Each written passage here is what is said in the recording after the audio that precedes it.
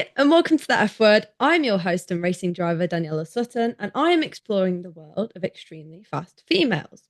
Today, I am delighted to introduce to you a British professional triathlete and four-time world Ironman champion. So, welcome to the show, Chrissie Wellington, OBE. Please, can you tell the audience about yourself? Oh, thank you so much, first of all, for having me on the show. It's a real honour to be kind of classified as a fast female. I don't know whether I'm as fast as I used to be, but yeah, I'll take that accolade and wear it with pride. Would you like me to go back to the beginning and kind of go over, my sporting journey and maybe my life journey? Well, yeah, definitely. That would be great to give like a background to you and give it to the audience. Yeah, I've taken a rather unconventional path to professional sport.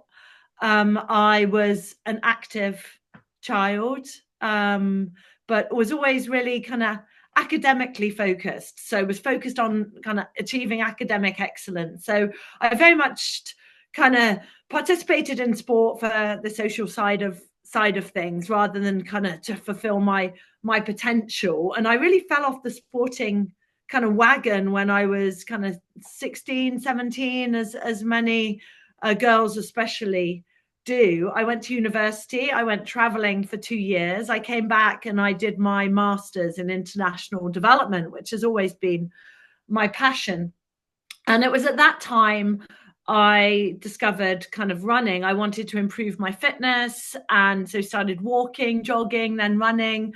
I entered the London Marathon, and that was really where I started my journey into kind of what we know as endurance sports.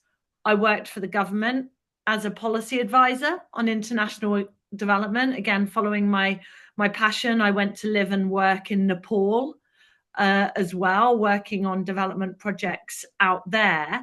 And really over that period, I kind of started to dabble in triathlon. And it was only in 2006 that I thought, right, I'm going to kind of invest. And I got a coach, I joined a club.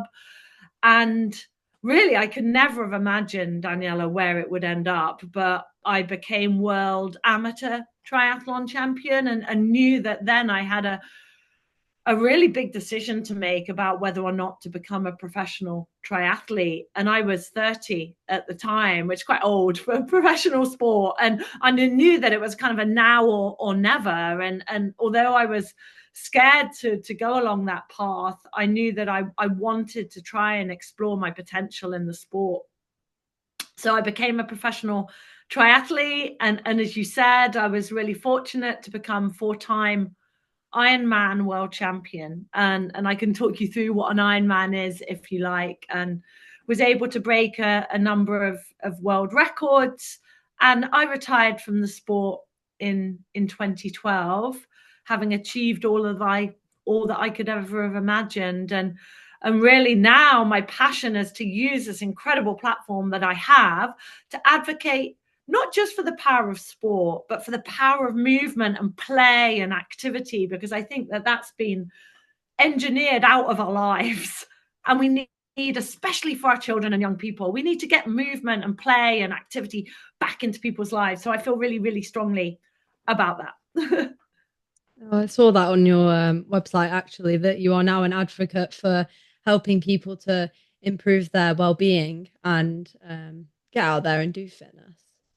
And I feel really passionate about that, because professional sport isn't for everybody, but as sports people, we can inspire people. We can really sing from the rooftops about the power of movement and activity for our mental health, our physical health, our emotional health, for social connection, all of those things. It's so incredibly important, whatever activity or sport you do. So yeah, I feel really passionately that I want to just to advocate for the power of physical activity to improve people's lives. And sport really gave me that public profile. It gave me that opportunity to explore my own potential, of course, and achieve the goals I set myself. But I think much more importantly, it gave me a voice and a platform. And I think it's incumbent upon me to use that to full effect. I think definitely what you're saying about to improve people's lives and get it back, excuse me, sorry, into people's lives. I was quite an active child, and I feel like the sports and my motorsport now, my racing, I have juvenile idiopathic arthritis, has improved not only my physical health, but also my mental well being because with chronic illnesses and chronic pain, as you probably know, having a good mental state can go hand in hand. And I feel like sports is a great way to um, get back down to earth and just like relax in a weird way or get an adrenaline rush or whatever you prefer that um, makes you happy. And that's what motorsport does for me. And it's so wonderful that you found something that enables you to manage your condition through your kind of improvement in your physical health, through your improvement in your mental health, that enabled you to feel more connected. And I think there's an activity and a sport out there for everyone, because like you said, like, chronic conditions unfortunately are becoming much more widespread across the population. And if we can find an activity that works for us, as you've done, you've found motorsport and you've found that it brings you so much joy in so many different ways, there's something out there for everyone. And I'm sure you'd agree, but my advice is always to try. And I think we're nervous about trying new things. We're scared about judgment, scared about failure, scared about what we look like. But if we just try, we listen to that little, that little voice that says, oh, maybe that's for me. Give it a go. If it's not, it's not. And you can pursue another, another route. But yeah, I'm so glad that you found something that enables you to live a really rich and fulfilled life with your condition. Definitely. I think when I talk to my consultants, a lot of people say that a lot of the consultants and doctors say that people with chronic pain conditions or arthritis, like me, young children, young people, and teenagers, they struggle to have their motivation to keep going and keep moving because that's what they recommend is even if you're sore, try and move, try and go for a walk. You might not get very far because you're in pain, but it helps because of the lubrication of the joints and synovial fluid being released and everything. Um, Mm. so I feel like motorsport is one of my motivations to just keep pushing and keep pushing. And I love what I do. I love being a racing driver. So Yeah. it works for me. And what a great message. What a great message to send to others and to other young people, and especially young women. It's absolutely fantastic, and we need people like you um, to break down some of those barriers and those misconceptions, whether it's around participation in motorsport or whether it's around participating in activity with a health condition. Like, we need people like you to champion that. So well done, you. Thank you. Well, definitely, I feel proud to be representing because I'm also an ambassador for the National Rheumatoid Arthritis Society. Mm. I'm a young voice, they call it. So I'm proud to be like flying the flag for people with chronic illnesses and proving that we can do it. Yeah. Even if you're told you can't, you Mm. find something that you enjoy and you can go and do it. Mm. But that being said, Absolutely. you mentioned before that you worked in Nepal, which is actually quite interesting because I'm doing geography GCSE at the moment. And one of our case studies as a low income country is Nepal. Um, Mm. so we do a lot on Nepal, and that's one of my case studies. So, what's it actually Oh, like being over there? fantastic. That combines loads of my passions there. But I did my bachelor's degree in geography, and obviously lived, worked, have subsequently traveled as well in Nepal, and have such a strong connection and affinity to the country. Obviously there's abject poverty, abject deprivation, but juxtaposed with that is beauty and color and incredible landscapes and a rich culture and deep community and resilience. And I think often with, like you said, with low income countries, we tend to see them as suffering or as victims. But yeah, when you go there, you realize that there's such a deep culture and a deep connection to community and a resilience that is admirable.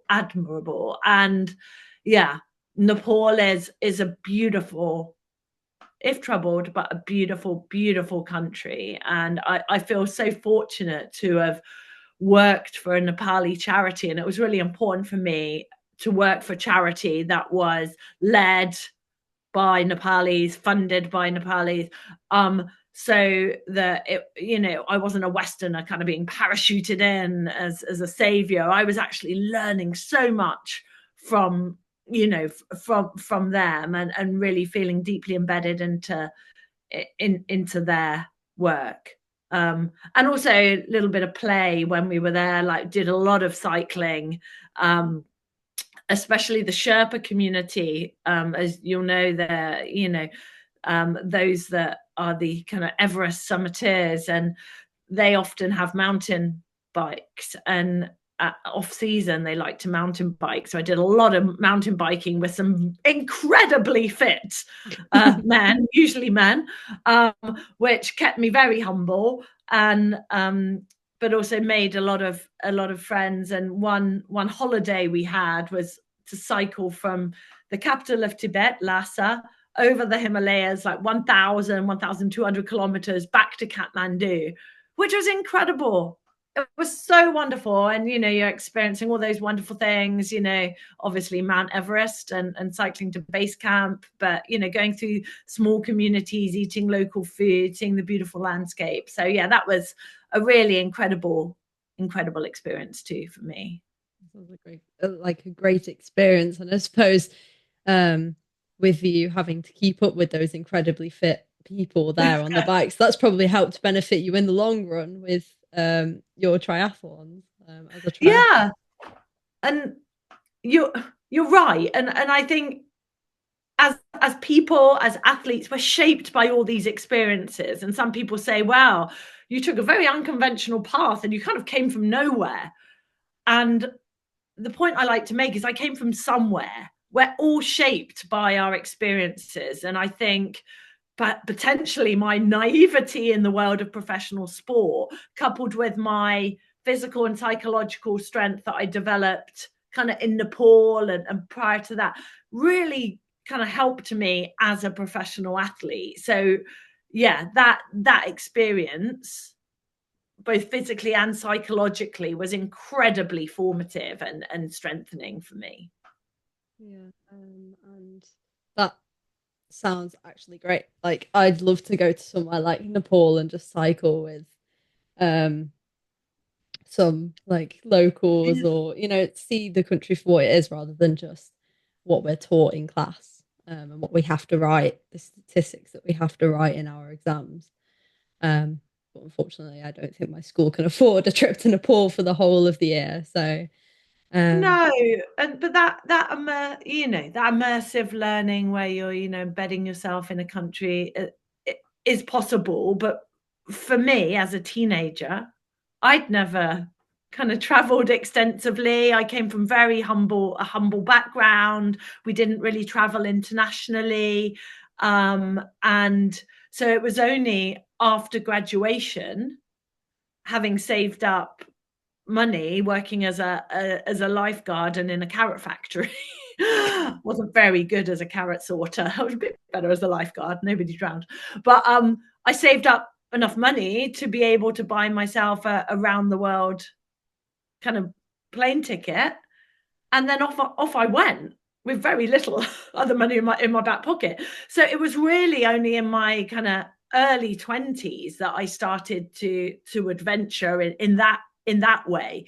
But I'd also say there's so much in our country to explore, and so that's just as valuable as going to far flung places. To me, it's about almost stepping outside of our comfort zone, whatever that looks like. And you do that in your sport. You're testing your limits all the time and pushing the boundaries. So I think just stepping outside of our comfort zone, whether that's visiting a new place, trying a new food, doing a different sport, meeting new people, those are all really that's all exploration, isn't it?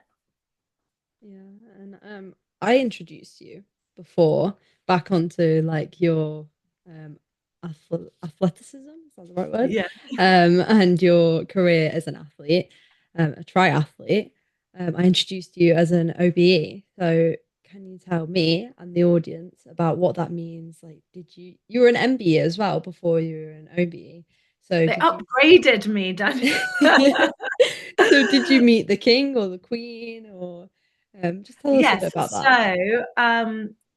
So, for kind of non-British listeners that might not be familiar with the system, and indeed British listeners that might not be, in New Year and in the summer, the reigning monarch gives awards for services to our country, or sometimes the Commonwealth, and there's a kind of a hierarchy from MBE all the way up to kind of a knighthood or a damehood.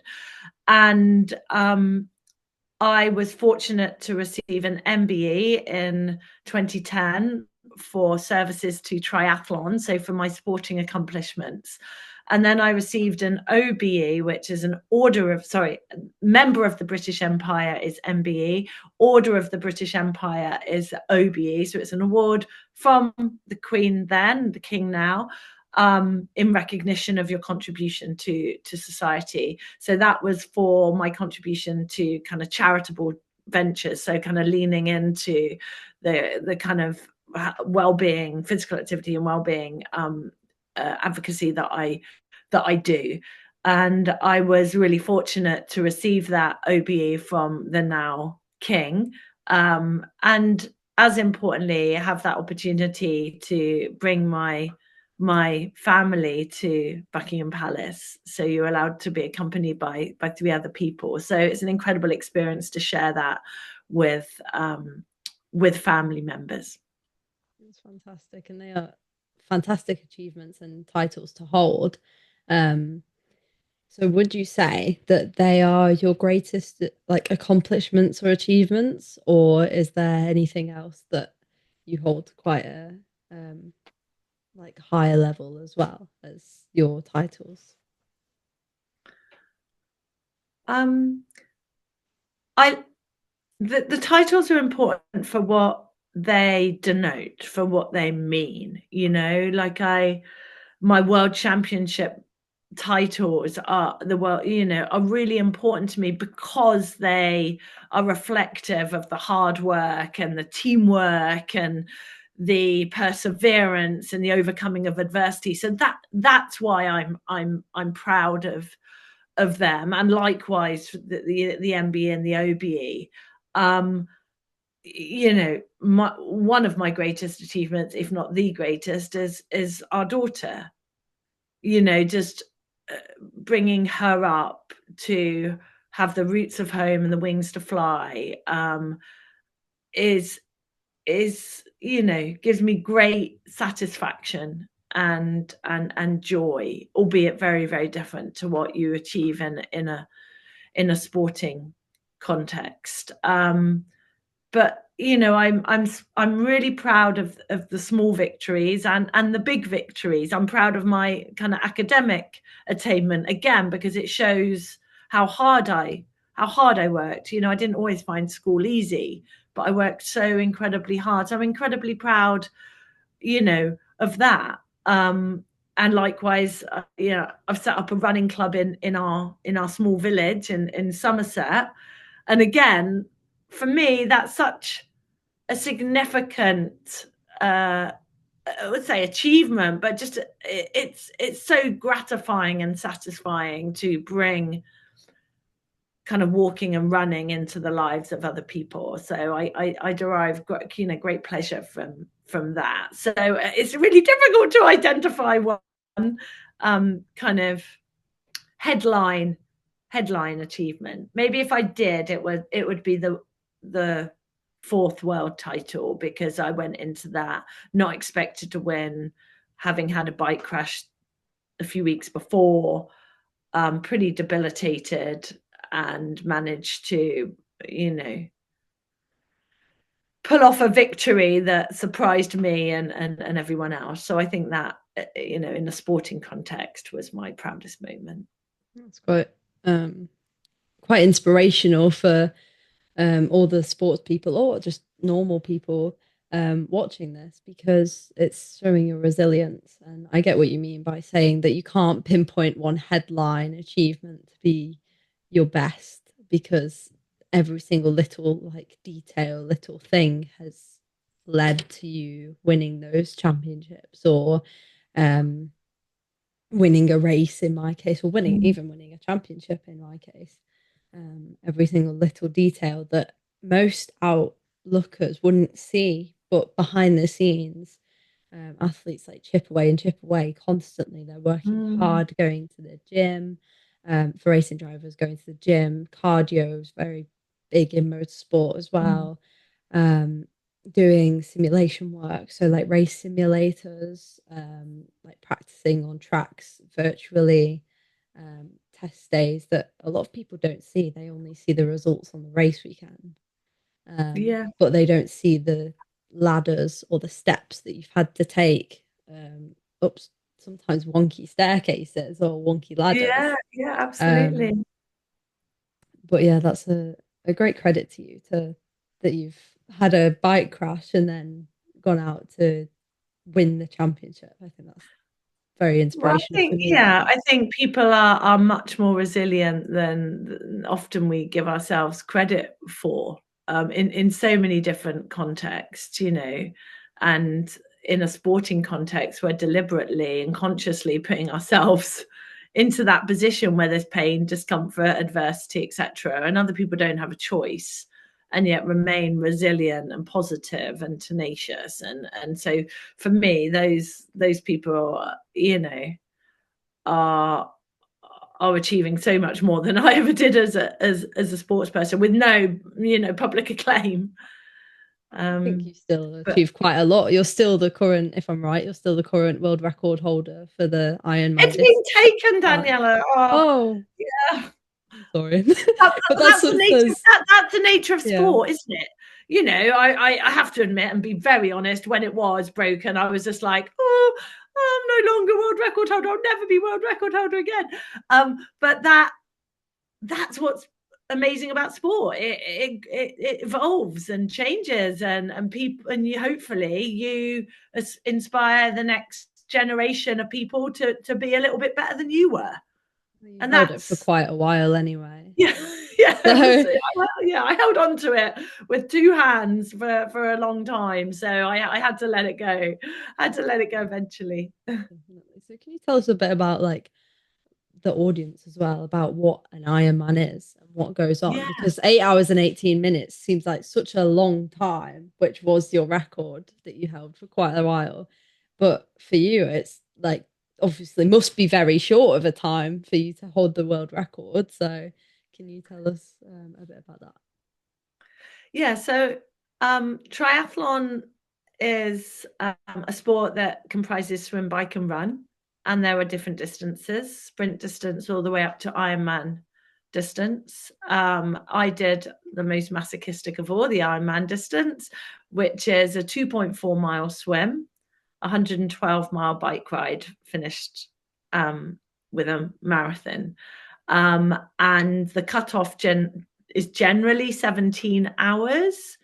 And obviously I tried to do it a lot faster than that. And there are Ironman races all over the world, and many people are taking part at an amateur level. And then you've also got those that compete professionally for prize money, and who may be also, sponsored as well. So I did the Ironman triathlon, and when I first started, it was inconceivable that you could kind of run a marathon after swimming and cycling that way. But I think with any kind of mountainous climb, you break it down into smaller steps, and what is inconceivable becomes possible.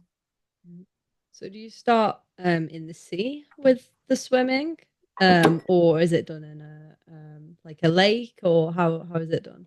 Yeah, they can take place in kind of any number of environments. So you get lakes, rivers, canals, the sea. The sea is difficult because it's the least controllable. You know, something like a canal is a very controlled, stable environment. The sea does present more challenges. And yeah, you can get flat bike courses, you can get hilly, mountainous bike courses, you can get multiple loops, you could get just one loop, and the same on the run. So the courses are really varied, and different climatic conditions. You can get very cold, racing in very cold environments, very hot, so you've got to adapt your, you know, your racing and your training obviously, but you're racing to suit those conditions as well. I suppose that's quite similar for our racing. Like we have to adapt our driving style to the track conditions, whether it's greasy, wet, Mm. um, snowy, all of that. You know, we've got to adapt and like Yeah, try our hardest to be the quickest, just and like that's in your sport. skill set, right? Because you know that adaptability is very important, and you've got to have a plan A, but you're also going to need a plan B and a plan C, and things might not go according to plan, into, you know, in the execution of the race, and you've got to be able to pivot and think on your feet as well. And that's a real skill, especially assuming, you know, motorsports where things are happening a lot more quickly, and you've got to make those very, very immediate decisions and judgments. Whereas over an Ironman, things are, you know, you've got a bit more time. But that, yeah, that adaptability and that resilience, you know, two really important skill sets. Definitely. And you did mention about setbacks earlier as well. So you mentioned that you had a bike crash a couple Yeah. weeks prior to your fourth world championship. Um, so how did you deal with that? That must have been quite a setback for you. How did you deal with that and overcome that to win your fourth world championship? Yeah, I think with any setback, you should have an emotional outburst, a bit like a toddler. You know, you kind of cry and throw your toys out the pram, and but then you have to recalibrate. And I think that's really important to have that, feel that emotion, and then you need to pivot and like I said, adapt and change your plan. So I had to change, you know, my preparation, my training, my travel plans, my nutrition. Like there was a lot of things I had to, you know, I had to change, kind of in a practical sense, but also had to really take control of my mind and make sure that I was controlling kind of my thoughts and my emotions, which is really, really important. I tried to break it down into kind of manageable steps. So rather than getting too far ahead of myself, just think about like, what can I do in the next hour? What can I do in the next day to maximize my recovery and make, you know, get myself as fit and healthy as I possibly can be. So I think kind of what I call chunking, like breaking things down into more manageable segments, is really important.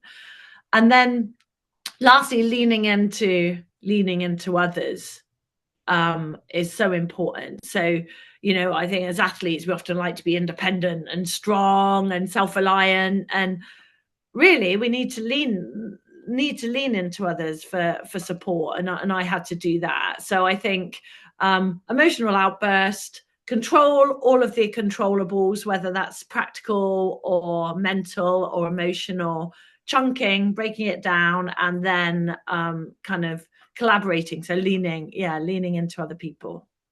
Well, that's you're such an inspiration. And unfortunately, I do have to call this short now because I think we're running out of time. But it's been so fantastic to talk to you. Thank you for sharing your story to me and to the listeners as well. And hopefully, you'll inspire um, the upcoming generation of athletes and I'll definitely carry your words with me because you seem like quite a resilient and determined person. So thank you so much for joining me on the podcast. Thank you. It's an absolute honour. Take care. Thank you. Thank you, Chrissie, and for the listeners. This is the F word. Thank you for tuning in and see you all next time. Please share and subscribe and download the show as we explore the world of extremely fast females.